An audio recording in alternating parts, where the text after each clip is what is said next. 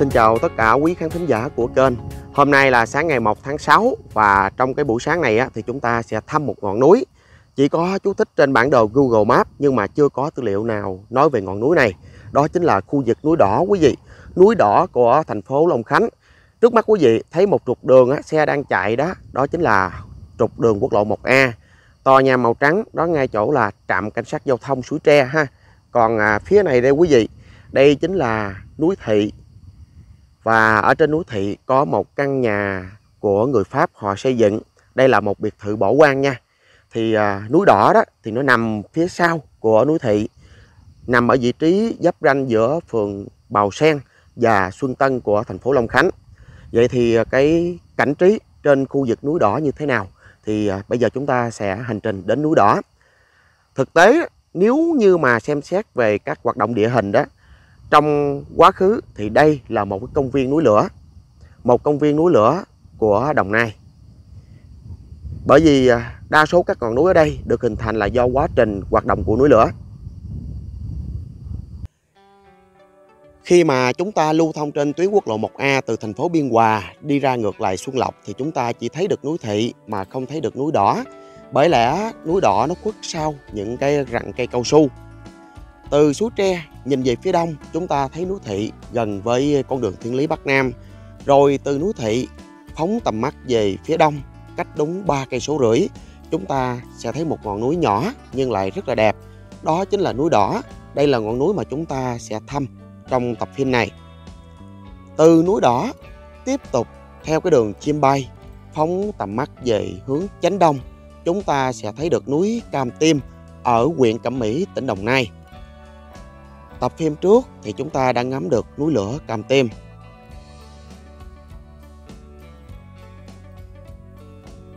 Còn ở góc nhìn ngược lại, từ núi Thị nhìn về hướng Tây, chúng ta sẽ thấy được núi Ma trong cái bản đồ quân sự trước năm 1975. Núi Ma thì quý vị có thể thấy được khi mà đi theo quốc lộ 1A, đoạn ngay chỗ đèo Mẹ Bồng Con, nhìn về phía bên tay trái.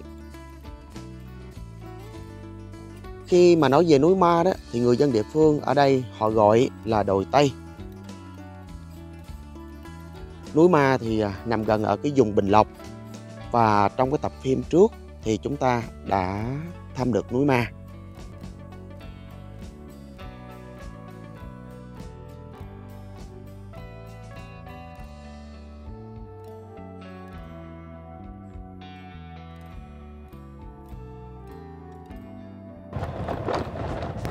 Từ hướng quốc lộ 1A bây giờ thì chúng ta sẽ đi vào khu vực của núi đỏ. Chắc là phải đi qua những cái rừng cao su rồi. Mùa mưa quý vị xem rừng cao su âm u ha.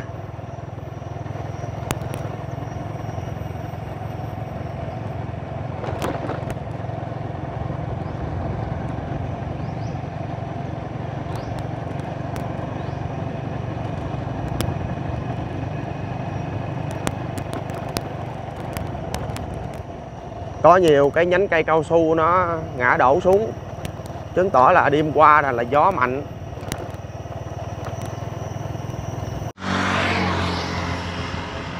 Địa hình xung quanh của khu vực núi đỏ là đất đỏ ba san và cái thổ nhưỡng rất là tốt. Quý vị thấy bên dưới là những cái vườn cao su giống đó. Phía xa là khu vực núi Thị. Đây là con đường song song nằm phía sau lưng của bệnh viện Long Khánh. Và hướng này cũng có thể tiếp cận được núi đỏ. Ở đây thì đã có những cái vườn sầu riêng rồi.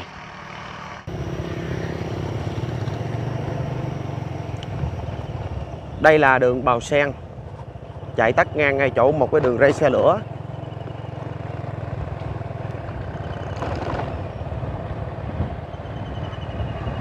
Phường Bào Sen của thành phố Long Khánh. Ở trong đây thì họ trồng trái cây rất là nhiều, măng cụt, sầu riêng, chôm chôm. Và ở đây là nơi có cộng đồng người Hoa sinh sống cũng rất là đông đó.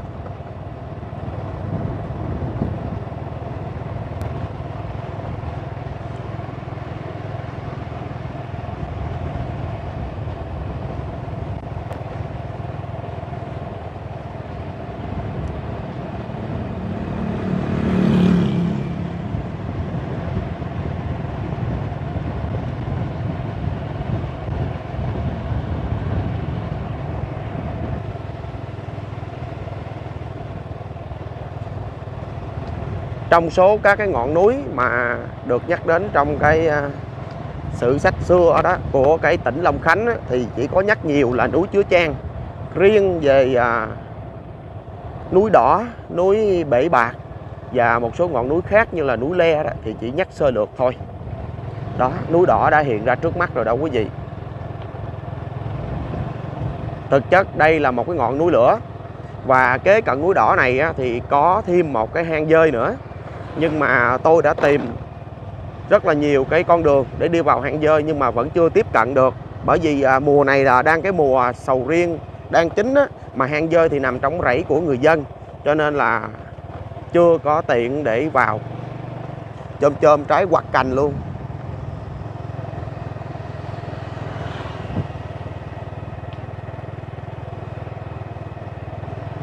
Trái cây của Long Khánh rất là nổi tiếng nha, từ xưa cho đến nay rồi. Trước năm 1975 thì những vườn trái cây trĩu quả của Long Khánh cũng là một trong những cái điểm đến để người ta tổ chức những cái buổi picnic vào cuối tuần.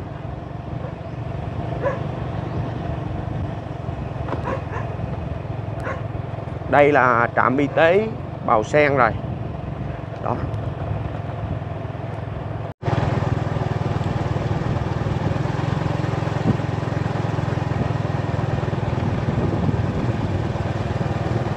Ở đây có vườn măng cụt với chôm quá đẹp luôn. Rồi, ở chỗ này thì lại là cái đường cùng rồi quý vị. Đây là cái đường vô rẫy của người dân đây. Thôi, bây giờ quay ra để tiếp cận theo cái đường khác.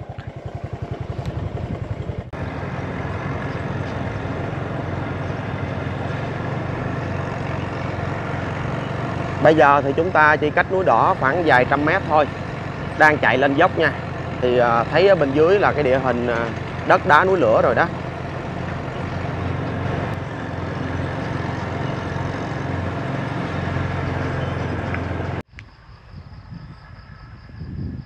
Và tôi tiếp cận ngay chỗ núi Đỏ đó theo cái rẫy của một anh đang trồng sầu riêng ở trong đây. Thì đây là con đường cặp theo khu vực núi Đỏ. Quý vị thấy đất đá nham thạch từ cây kỷ đệ tứ. Những ngọn núi này đã tắt cách đây là hàng trăm ngàn năm. Và nó phun trào nham thạch ra. Nó tạo ra những cái đá mắc mai như thế này. Ở đây thì người dân họ là lấy cái đá này đó, họ tạo thành một cái bức tường để ngăn, giống như là cái ranh giới giữa các cái rẫy. Vườn sầu riêng bên trong, trái trĩu quả luôn ha. Đứng ở đây thì có thể ngắm được, nhìn được cảnh quan ở phía ngay chỗ hướng quốc lộ 1A đó quý vị. Đó chính là cái khu vực của quốc lộ 1A. Bây giờ thì chúng ta sẽ ngắm cảnh đẹp của ngọn núi lửa mang tên là núi Đỏ của thành phố Long Khánh. Sẵn đây thì cũng xin khái quát một vài đặc điểm địa lý và lịch sử của vùng đất này.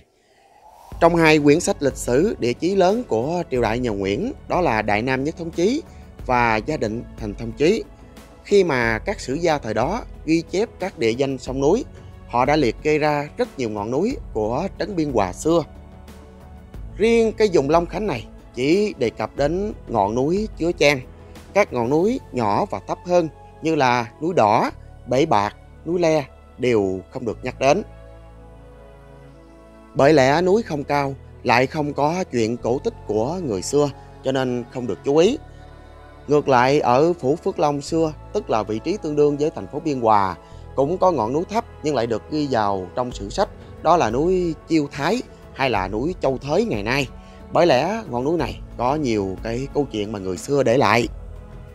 Ngày nay thì núi Đỏ nằm ở vị trí giáp ranh giữa Bào Sen và Xuân Tân của thành phố Long Khánh. Cụm núi Đỏ thực tế là có hai đỉnh. Đỉnh cao nhất có độ cao trung bình so với mực nước biển là 300 m. Còn một đỉnh thấp hơn có độ cao trung bình so với mực nước biển là 250 m. Còn khi mà chúng ta đứng sát chân núi như tôi hiện nay, đứng trong cái rẫy sầu riêng này đó, thì độ cao của núi tầm 102 m và dễ dàng chinh phục. Ngày nay thì bao bọc quanh khu vực núi Đỏ là đất nông nghiệp, vườn trái cây của bà con. Như quý vị thấy, chủ yếu là chôm và sầu riêng. Vùng đất này đã đổi thay rất là nhiều. Và các vườn trái cây ở đây đều có hàng rào kiên cố Và cũng đang vào cái mùa thu hoạch cho nên rất là ngại khi mà chúng ta xin vượt qua cái rẫy để bước lên núi. Chứ nói thật, độ cao khoảng 100 m thì rất là đơn giản để chúng ta chinh phục.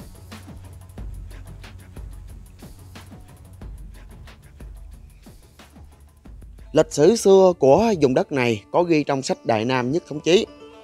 Vào khoảng năm Gia Long thứ 7, tức là năm 1808, thời điểm đó nơi sung túc là trấn Biên Hòa, nơi có phủ Phước Long đó quý vị, tương ứng vị trí của thành phố Biên Hòa ngày nay. Còn cái vùng này đó thì tứ phía chỉ là rừng già hoang vu, dân cư chủ yếu là người dân tộc ít người và thưa thớt. Con đường thiên lý Bắc Nam vào thời đó chỉ là đường rừng nhỏ hẹp. Địa danh Long Khánh có từ năm 1837, tức là năm Minh Mạng thứ 18. Còn trước năm 1837, Long Khánh chỉ là vùng dân tộc ít người. Sách sử cũ gọi là vùng mang sách thuộc hai cái thủ Long An và Phước Khánh, và một số buôn sóc xen kẽ của người dân tộc của tỉnh Bình Thuận. Tháng 3 năm 1836 đó, bố chánh Biên Hòa là Phạm Duy Trinh tâu sinh và được phép mộ dân để khai khẩn đến cái vùng núi Chứa Chan. Và trong tương lai đó, tôi sẽ sắp xếp đến thăm mộ của cụ Phạm Duy Trinh, người được xem là có công khai mở cái vùng Long Khánh và khu vực núi Chứa Chan. Đến năm 1837 đó thì nhà vua Minh Mạng quyết định là nhập hai cái thủ Long An và Phước Khánh để tạo lập là huyện Long Khánh. Tính đến tháng 11 năm 1837 thì huyện Long Khánh gồm có 5 tổng, 36 thôn xã và 451 số đinh.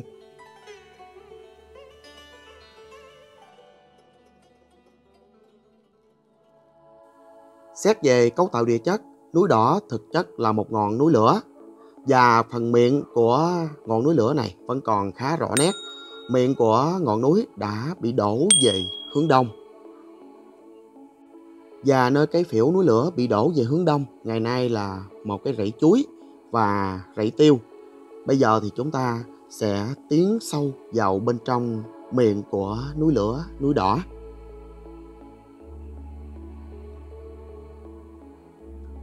Bên dưới ngày nay thì bà con trồng rất là nhiều chuối.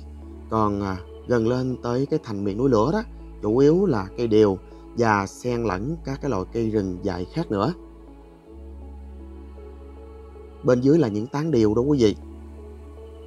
Địa hình khá dốc cho nên là cũng xuất hiện nhiều loại cây bụi thuộc dạng như là cây rừng. Vượt qua phần miệng của núi lửa là hướng chánh Tây, chúng ta sẽ thấy được dãy núi Ma. Và bên dưới chúng ta, cả vùng này là địa hình của núi lửa.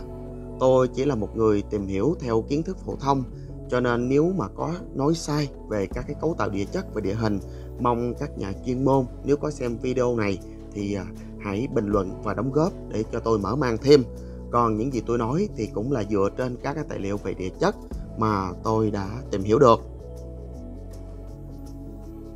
Về cái địa hình núi lửa thì sẽ có liên quan đến hai cái giai đoạn, bao gồm là cái giai đoạn tạo thành cái vòm núi lửa và cái giai đoạn là dòng chảy dung nham. Và gần cái khu vực núi Đỏ mà chúng ta đang tham quan ngày hôm nay đó thì có một cái vòm núi lửa, đó chính là vòm Túc Trưng. Thì vòm núi lửa Túc Trưng này có đường kính là 10 km, phân bố nhiều ở khu vực Túc Trưng ở độ cao là 60 đến 70 m ở khu vực chân vòm và lên đến 100 m ở phần trung tâm. Và nhô cao trên các vòm chính là các miệng núi lửa có độ cao chênh lệch khoảng từ 100 cho đến là 150 m. Theo cái thuật ngữ về địa chất địa hình thì gọi đây là núi, còn trong thực tế là người dân địa phương họ gọi là các cái ngọn đồi. Và trong cái tài liệu về địa chất thì cái vòm núi lửa Túc Trưng được xếp vào trong cái hệ tầng Xuân Lộc ở cái tuổi là Pleistocene giữa. Ba gian hệ tầng Xuân Lộc sẽ phong hóa tạo thành những cái lớp đất màu đỏ và có mang sắc vàng. Và khi mà nói đến đây nhắc đến cái cụm từ là vòm Túc Trưng thì quý vị cứ tưởng tượng như thế này cho nó dễ hiểu. Khi mà chúng ta đi từ thành phố Biên Hòa ra lại huyện Xuân Lộc, đến cái đoạn ngay chỗ ngã ba Dầu Dây thuộc huyện Thống Nhất, thì chúng ta cảm giác chúng ta đang bước dần lên một độ cao khác.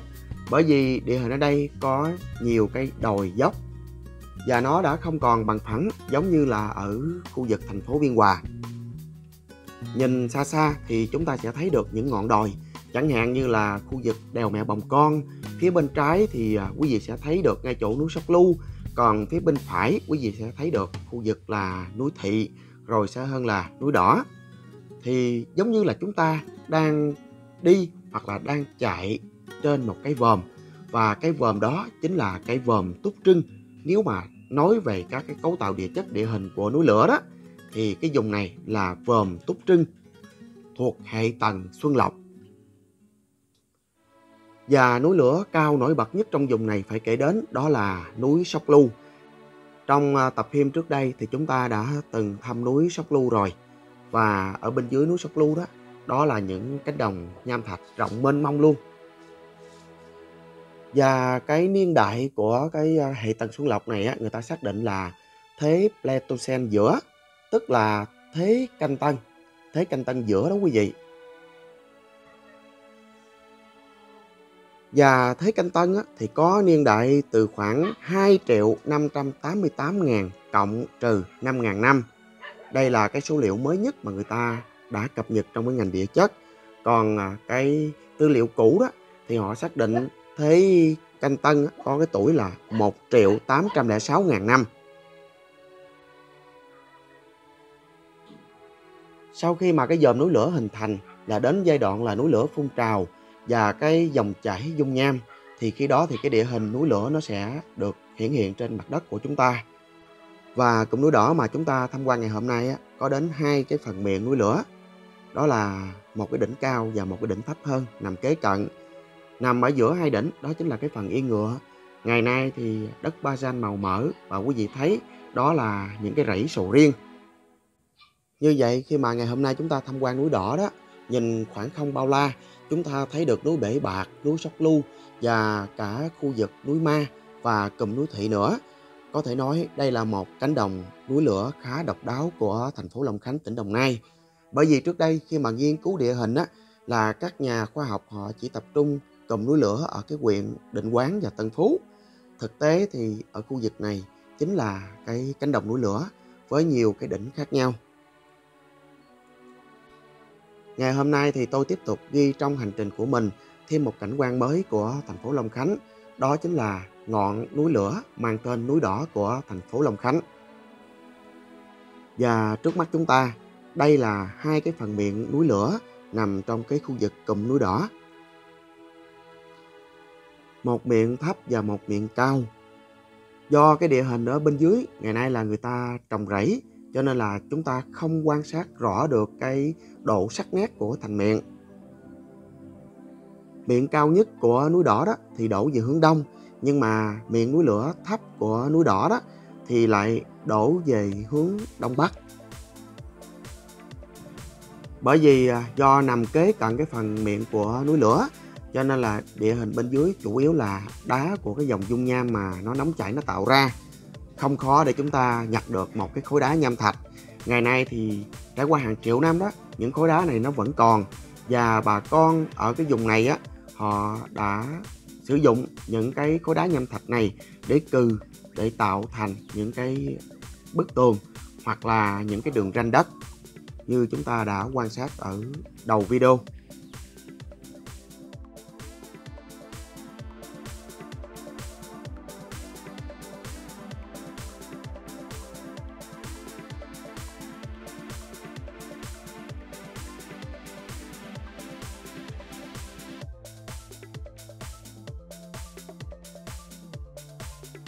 Và phần còn lại của chương trình này, xin mời quý vị ngắm một vài khung cảnh trái cây ở cái vùng Bào Sen, Long Khánh.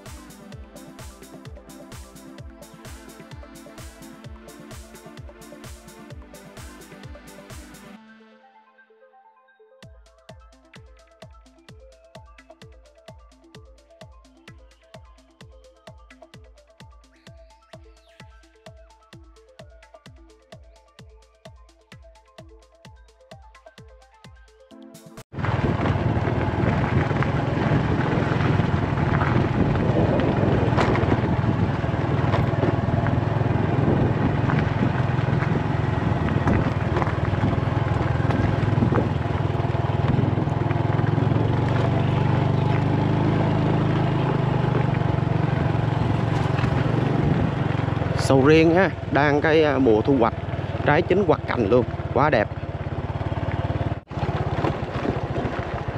Bên dưới là một cái thung lũng.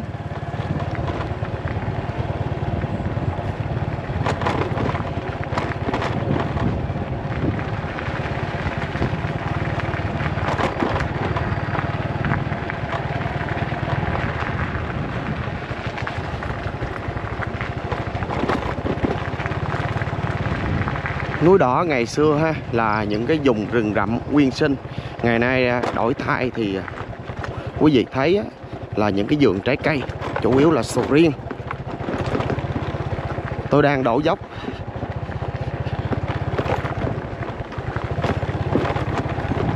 Đường lên khu vực Núi Đỏ khá xấu quý vị. Ổ gà ổ voi không.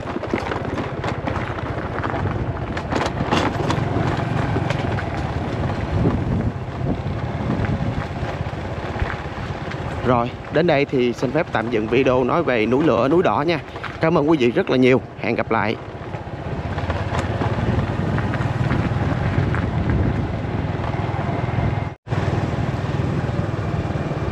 Đây là một vài khung cảnh đường làng ở Bào Sen nha quý vị. Đúng chất đường làng luôn.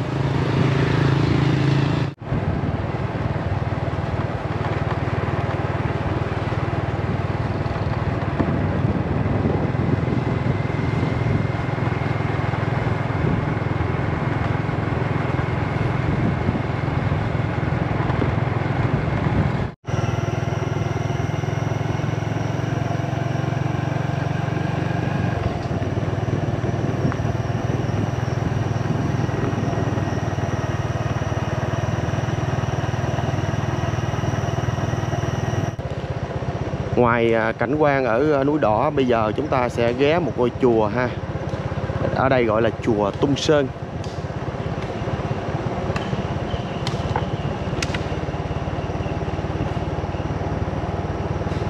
Đường vào là hai bên cái rừng cao su á. Ở đây cũng là một ngọn núi lửa nữa rồi.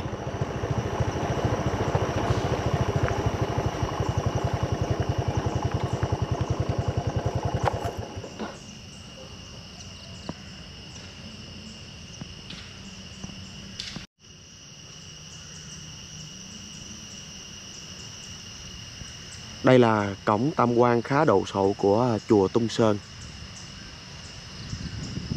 Thì lúc nãy ở bên Núi Đỏ thì nhìn qua bên đây cũng thấy là một cái điểm cao. Và điểm cao này thực tế cũng là một trong những ngọn núi lửa. Và bên trong chính là khu vực cái miền núi lửa rồi. Núi lửa này không cao lắm ha. Nhưng mà bây giờ phải vô chùa.